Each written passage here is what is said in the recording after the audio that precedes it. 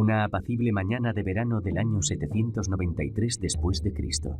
Nace la era vikinga.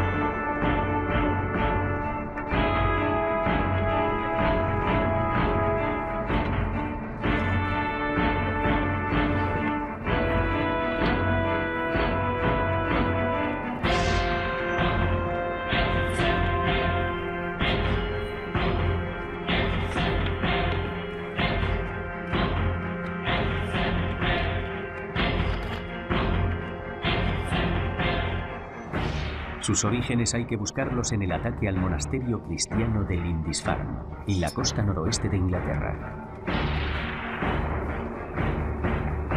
Un ataque rápido, violento e inesperado. Los asaltantes paganos son conscientes de que los monasterios esconden grandes riquezas, grandes y desprotegidas.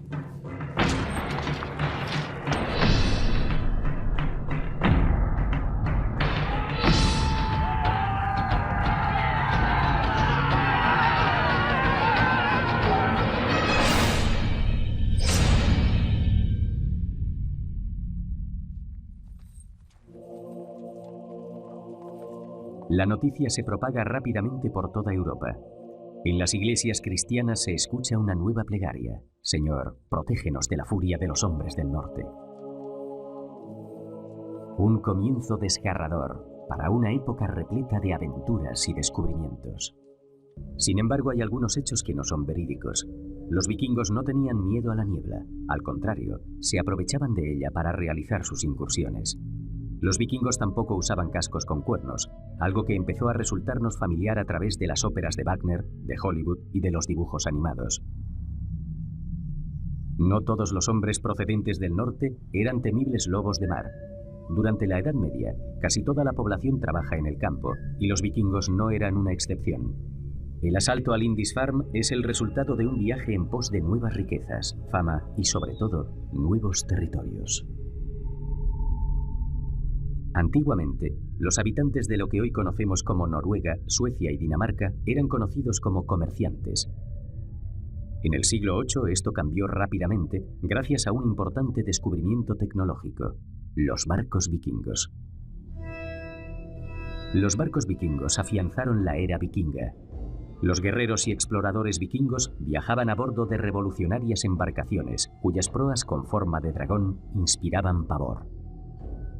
Los comerciantes, exploradores y colonos vikingos empleaban un tipo especial de embarcación llamada Nor, de mayor envergadura, con el fin de transportar por el océano mercancías, ganado y gente.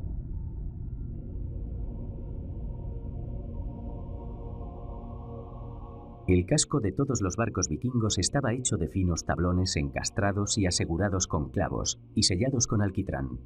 De esta forma, las embarcaciones eran ligeras y flexibles. Las conducían moviendo un timón lateral que colgaba del llamado steerboard, palabra que en inglés evolucionó al actual término traducido como estribor. Los barcos eran rápidos y simétricos, y era posible cambiar fácilmente su curso. Estas alargadas embarcaciones tenían poco calado, lo que significaba que eran capaces de ascender ríos y que podían encallar fácilmente. La construcción de barcos requería una gran destreza. Las enormes velas cuadradas eran tejidas con lino o con lana fina y posteriormente eran impermeabilizadas con grasa. En los barcos vikingos se empleaban remos para realizar maniobras precisas y para avanzar sobre las aguas cuando no soplaba el viento. La construcción de barcos era un arte y los carpinteros jefes de los navíos eran tratados con gran respeto. Su destreza era legendaria, hasta tal punto que llegó a creerse que las leyendas de los enormes barcos vikingos, que transportaban 200 guerreros, eran solo fruto de la exageración de los contadores de historias. Entonces, en 1997, se encontró en Roskilde, Dinamarca, un enorme barco vikingo de 36 metros de largo, con capacidad para 180 hombres. Los barcos vikingos gigantes sí habían existido. Aquellas embarcaciones otorgan a los vikingos una férrea superioridad sobre las aguas. Miles de ellos parten en busca de riqueza, tierras y gloria. En 2 siglos, los nórdicos, daneses y suecos, o rus, como se les conocía en el este, se expanden por toda Europa. Se apropian de grandes extensiones de terreno en Inglaterra y Escocia, y también en Irlanda, donde fundan Dublín. En Francia, los invasores procedentes del norte se adueñan de una región conocida como Normandía. Los destrozos de los vikingos llegan incluso hasta el Mediterráneo. En el este, los rus utilizan los ríos para llegar a Oriente Medio, creando una red comercial de 1.600 kilómetros y fundando su propio reino, Rusia. El éxito despierta la ambición de los vikingos. Estos se organizan en grandes flotas para llevar a cabo importantes ataques. La ciudad de París tiene que pagar un enorme tributo para no ser víctima de las invasiones. Poco después, un ejército vikingo muy numeroso conquista York y gran parte de la costa oriental de Inglaterra. En el este, los vikingos atacan Constantinopla, la actual Estambul, con flotas formadas por cientos de barcos. La ciudad resiste la embestida 2 veces, pero los emperadores bizantinos quedan tan impresionados que deciden contratar a guerreros vikingos como guardias imperiales. Los europeos consideraban a los vikingos unos infieles que se atrevían a atacar a los cristianos, pero no se trataba solo de eso, se trataba de un choque de culturas, de tradiciones y religiones contrapuestas. Gigantes, enanos, bestias y dioses conforman el panteón vikingo. Los guerreros que mueren blandiendo la espada se ganan un lugar en Valhalla, un paraíso que ofrece una segunda vida llena de guerras y festines. Aquí, los dioses vikingos son mortales, se les puede tender emboscadas y pueden perder batallas. A pesar de todo, la sabiduría reina entre los dioses. Odín, la deidad suprema y dios de la guerra, dio un ojo a cambio de poseer sabiduría. Thor tiene el poder de controlar la climatología y envía rayos y truenos. Frey da fertilidad a la naturaleza, a la gente y a sus campos. Estos dioses continúan presentes en nuestra vida diaria.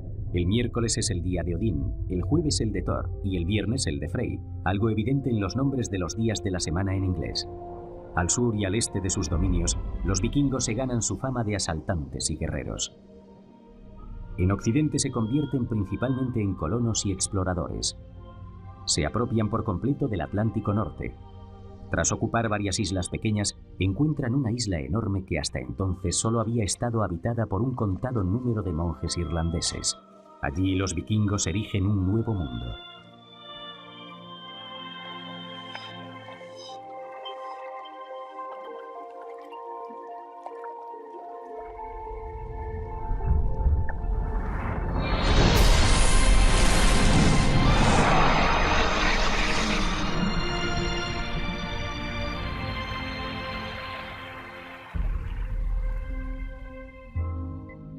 Cuenta la leyenda que un hombre sufrió un invierno con temperaturas tan extremas en esta isla que como revancha la llamó Islandia, la tierra del hielo. A pesar de todo, numerosos vikingos procedentes de Noruega y de las islas británicas llegaron en tropel a este país virgen. Un país esculpido por las fuerzas volcánicas y por los inmensos glaciares. Islandia es un lugar con una belleza de otro mundo. Una isla de montañas, de llanuras de lava, de playas de arena y de profundos valles. Una tierra supernatural, una tierra de los dioses.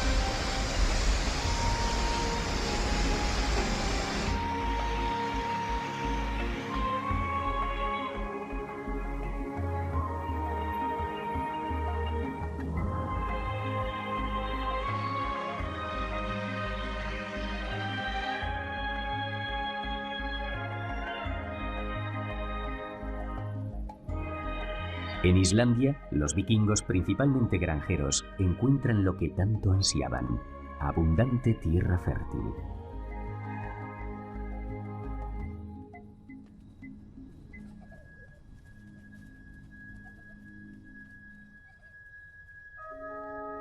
Muchos vikingos llegan a Islandia también con la intención de dejar atrás a la monarquía noruega, regida por reyes autoproclamados.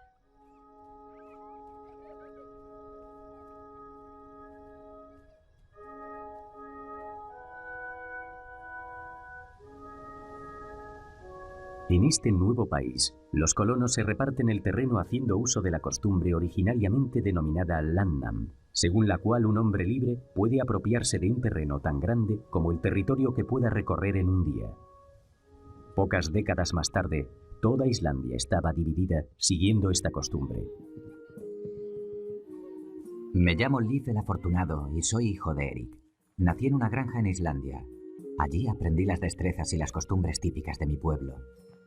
Aprendí a valorar virtudes como la sabiduría, el valor y la justicia, y a honrar a los guerreros, a los poetas y a los artistas. El arte está presente continuamente en nuestras vidas. Lo potencia todo, desde nuestras posesiones más preciadas hasta los objetos más comunes. Siempre he estado orgulloso de mi familia y de mi clan. Como cualquier vikingo, me he esforzado por destacar en varios campos. En la guerra, en el campo, en el arte, en el mar. Como cualquier vikingo, tenía la esperanza de lograr mi sueño más ansiado. Una reputación favorable, ya que la fama solo sobrevive a aquellos que se la han ganado. Tenía la esperanza de que nuestros poetas, los escaldos, contaran nuestra historia con palabras bien escogidas y que se transmitiera de generación en generación.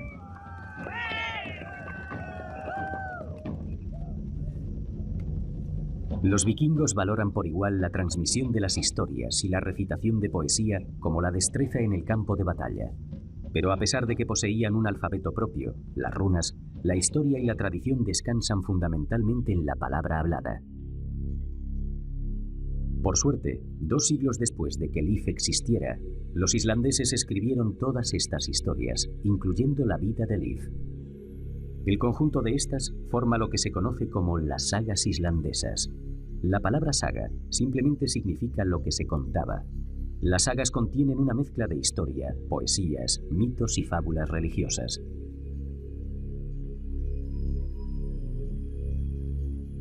Nos cuentan cómo vivían los vikingos y cuáles eran sus prioridades en la vida. Las miles de páginas de las sagas, hermosamente escritas a mano, constituyen una piedra de toque en la herencia vikinga. Las sagas son consideradas uno de los documentos más importantes de la Edad Media.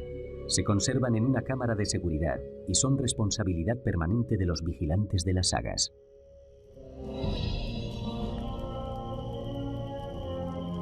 Dos sagas recogen una interesante historia. Un crucial punto de inflexión se produjo cuando varios jefes de clanes vecinos que representaban a varias familias se reunieron en una asamblea llamada Þing. Esta asamblea tenía las funciones de un tribunal local, resolvía disputas y, en caso de necesidad, decidía las penas. En el año 930 después de Cristo, 36 jefes que representaban a todas estas asambleas en Islandia se reunieron en un lugar llamado Þingvellir. Allí crearon el Alþing, una asamblea nacional que definió las leyes de las tierras. Cada verano, cuando se reunían, un portavoz recitaba el código de memoria, añadiendo leyes o reglas nuevas. Actualmente sigue siendo la asamblea nacional activa más duradera del mundo.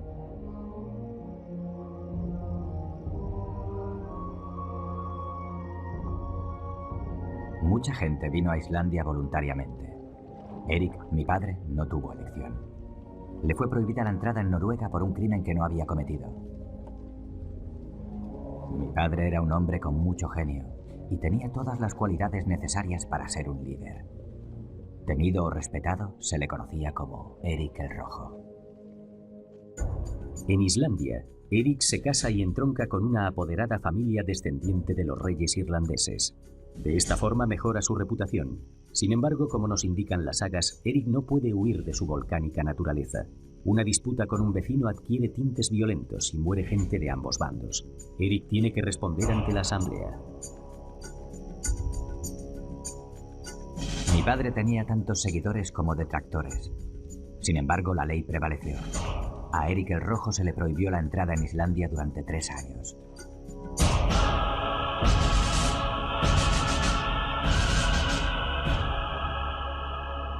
Eric, mi padre, aprovechó al máximo el tiempo que estuvo en el exilio. Se dirigió a una tierra desconocida, en el oeste, una dirección hacia la que iban los marineros que se perdían en alta mar.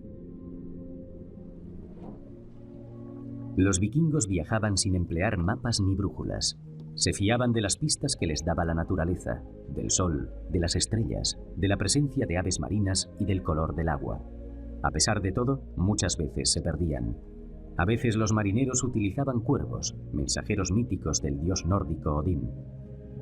Si soltaban un cuervo a unos 370 kilómetros de la costa, este se dirigiría hacia tierra firme.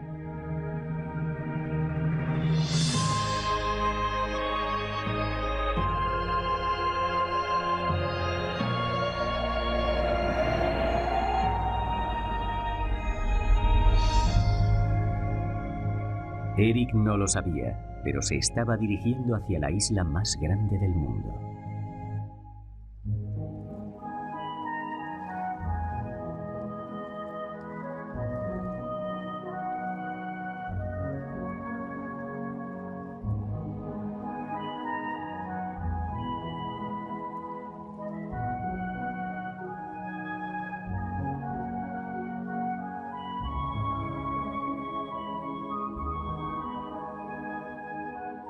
Durante 3 largos años, Eric exploró la costa occidental de la isla. En aquellos tiempos el clima era más cálido que hoy.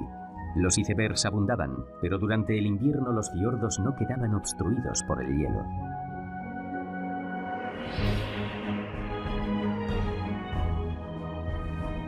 El 85% de esta isla está cubierto por capas de hielo de hasta 3 kilómetros de grosor.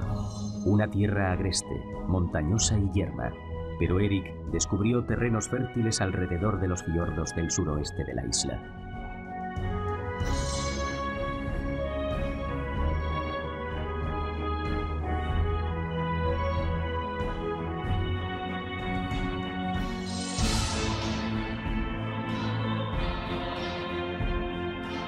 Eric encontró huellas de civilización, pero no había nadie que osara desafiar su supremacía.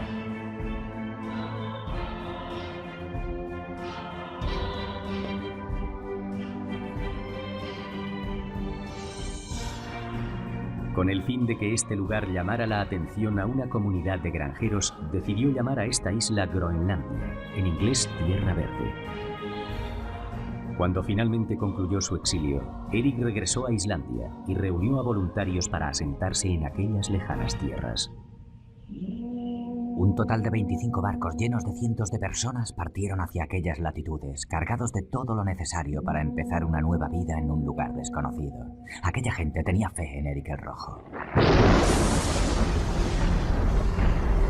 Nuestro viaje no fue tan bueno como esperábamos.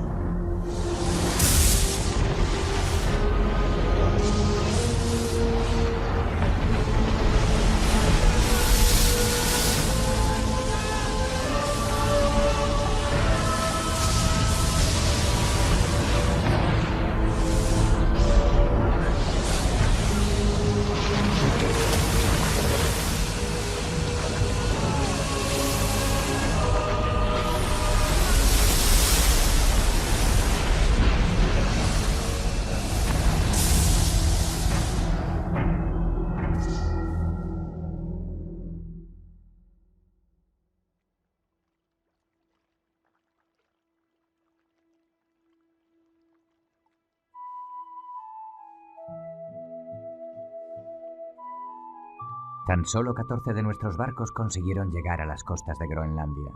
11 de ellos dieron la vuelta o se perdieron por el camino. Nosotros no desistimos. Mi padre se negó a que cayera en el olvido la inspiradora promesa de esta nueva tierra.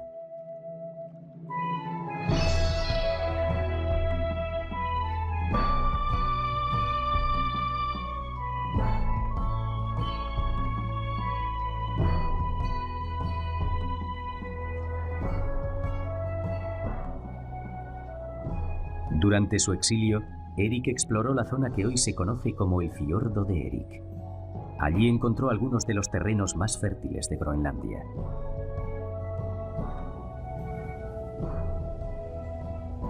Erik gobernó esta isla desde aquí, desde esta granja llamada Brattahlid, o pendiente empinada.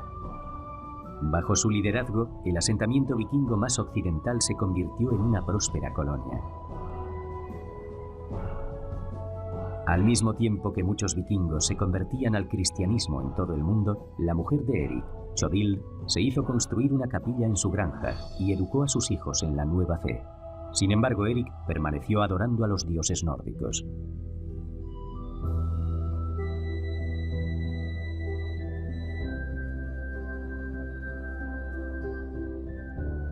Acabábamos de llegar a Groenlandia cuando un hombre llamado Bjarni apareció en Brattahlid.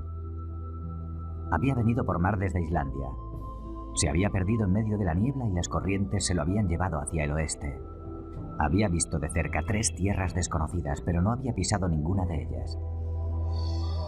Al oír aquello, mi vida cambió para siempre.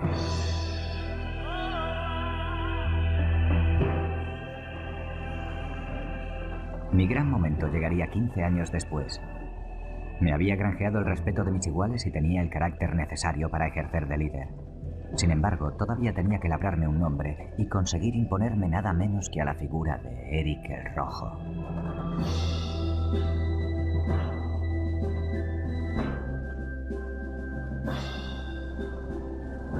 Le compré a Bjarni el barco que lo había traído hasta allí y reuní a varios voluntarios para navegar la ruta que él había recorrido.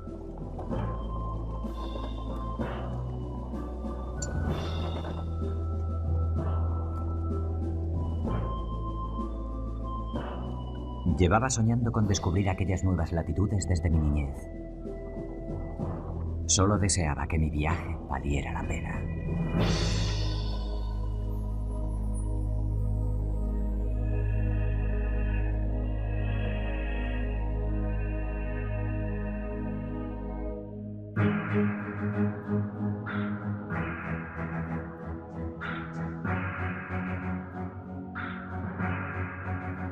Lo primero que divisaron Leif y sus hombres fue una superficie rocosa y cubierta de hielo, sin árboles ni praderas. Al contrario que Bjarni, Leif estaba ansioso por pisar tierra firme. Bautizó aquella tierra con el nombre de Helluland, o Tierra de las Rocas Planas.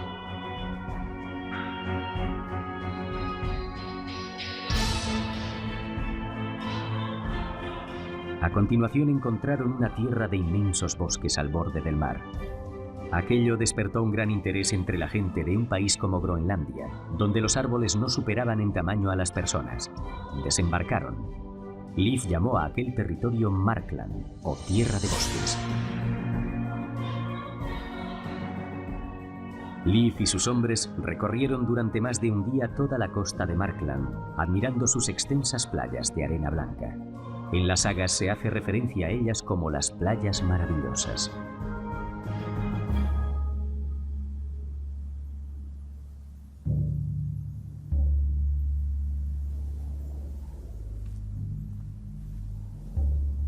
Llegamos a otra tierra. Al poner el pie en la orilla, comprobamos que la hierba estaba cubierta de rocío. Lo cogimos entre las manos y lo bebimos. Nunca habíamos probado nada tan dulce. Entonces decidí que instalaríamos nuestro campamento cerca de allí. Las sagas nos cuentan que conforme exploraron aquella región, encontraron terrenos muy verdes y parras con uvas dulces. No había nieve, e incluso durante el invierno, el sol se erigía en el cielo durante muchas horas al día.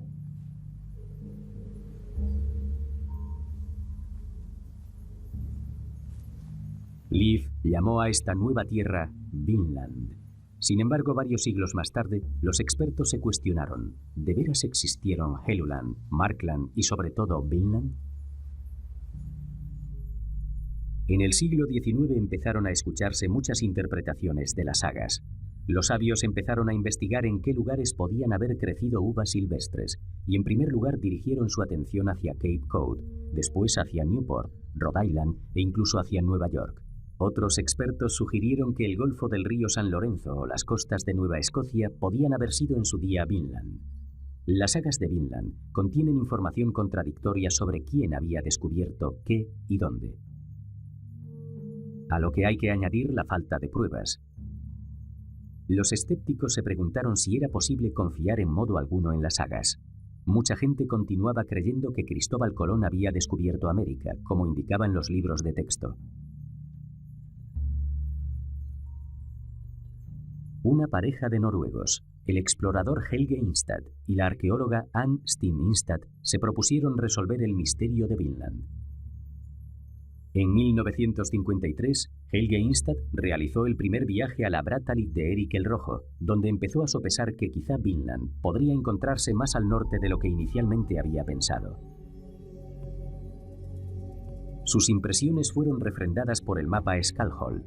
Dibujado en 1590, en él se puede ver Groenlandia, Helluland y Markland, así como un promontorio de Vinland, que recuerda a la gran península norte de Terranova. En el verano de 1960, Helge Ingstad recorrió en barco la costa de Terranova.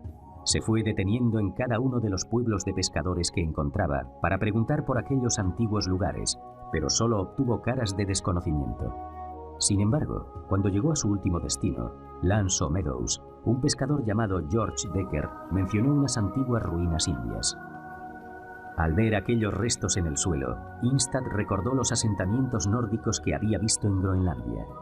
Habían pasado miles de años, pero solo se habían acumulado 15 centímetros de historia sobre los restos de aquellas 3 casas vikingas y 5 pequeñas construcciones.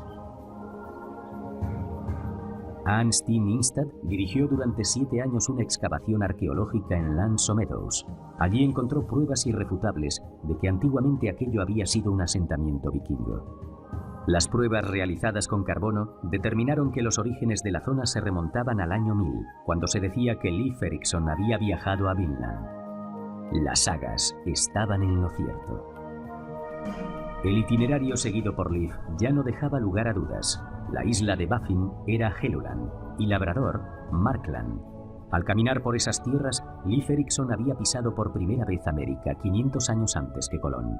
Utilizando L'Anse aux Meadows como puerta de acceso, los vikingos atravesarían el Golfo de San Lorenzo y se adentrarían en una inmensa región llamada Vinland. Tenía muchas esperanzas puestas en Vinland como nuevo asentamiento vikingo. Pasé un año explorando y almacenando víveres antes de regresar a Groenlandia. Pero pocos años después, mi padre, Erik el Rojo, murió allí y yo me convertí en jefe. Nunca regresé a Vinland. Sin embargo, se producen más expediciones, incluida una encabezada por el hermano de Leif, Thorvald.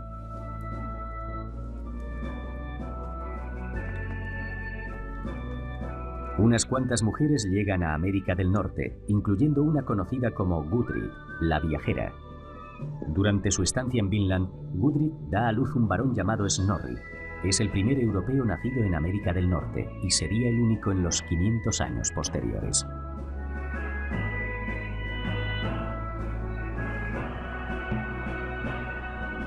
En el transcurso de una década, parte de la familia de Leif viaja varias veces a L'Anse aux Meadows.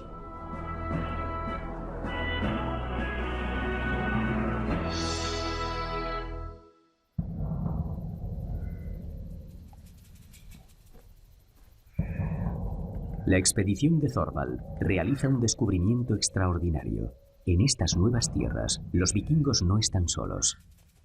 Este encuentro tiene un significado crucial para la historia de la humanidad. Desde el principio de los tiempos, nuestros antepasados habían emigrado por toda la Tierra. Habían atravesado Europa y Asia, habían pisado el continente americano y habían llegado hasta los confines de la Tierra. Cuando los vikingos pisaron tierra firme en América del Norte, la humanidad ya había recorrido todo el globo. Cuando las miradas de los vikingos y de los nativos se cruzaron, el mundo de repente disminuyó en tamaño.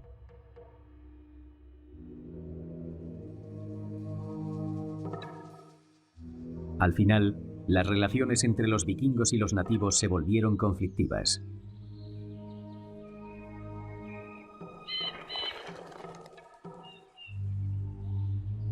En una de las sagas, leemos que en una ocasión Thorvald Eriksson atacó a 9 nativos mientras dormían. 8 de ellos murieron y uno consiguió escapar.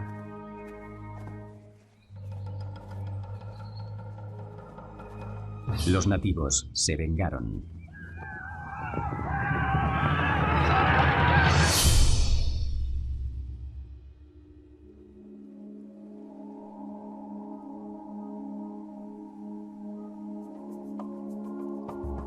La muerte de Thorvald demostró que el conflicto con los nativos constituía un importante obstáculo para un asentamiento vikingo permanente.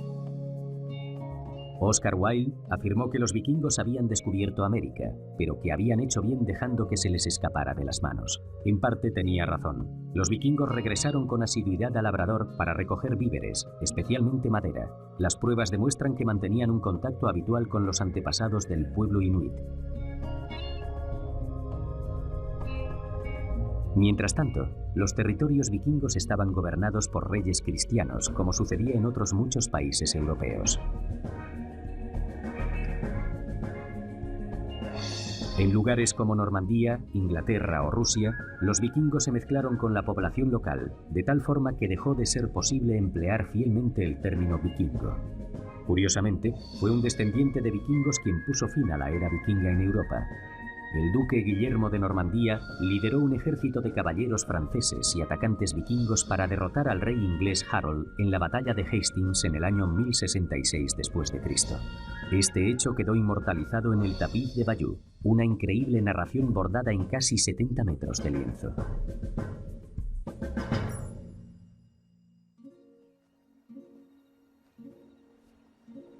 La Groenlandia vikinga continuó existiendo casi 5 siglos más tras los viajes de Vinland. Los habitantes de la isla comerciaron con material muy valioso, como colmillos de morsa y halcones, pero la agricultura fue perdiendo importancia paulatinamente, conforme el clima se fue volviendo más frío. La adaptación pudo haber significado seguir un estilo de vida más similar al de los inuit, pero los habitantes de Groenlandia insistían en vivir como europeos. El último acontecimiento del que se tiene constancia en Groenlandia es una boda en la iglesia de Valsi el 16 de septiembre de 1408. Varias décadas más tarde, los vikingos habían desaparecido de Groenlandia.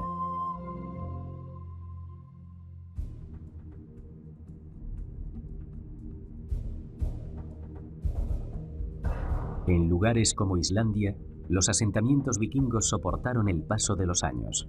Todavía hoy continúa sobreviviendo parte de la cultura vikinga en la zona. En su isla salvaje y paradisíaca, los islandeses hablan una lengua que los vikingos habrían podido comprender. En los colegios, los niños leen las sagas escritas hace tantos siglos. Significa un vínculo con el pasado de un valor incalculable. Más allá de la imagen guerrera y de las numerosas conquistas, el legado más valioso de los vikingos lo constituyen su amor por las palabras, su pasión por la memoria, su sentido de la belleza y su afán por explorar el mundo en busca de un destino mejor en el que asentarse y prosperar. Todavía hoy se respira en todo el mundo la fascinación por el mundo vikingo. Miles de empresas, productos, nombres de equipos de deportes e incluso sondas espaciales llevan con orgullo la palabra vikingo. Es una etiqueta honrosa, un símbolo del amor por la conquista y por la exploración. El valor más profundo de los vikingos continúa vivo.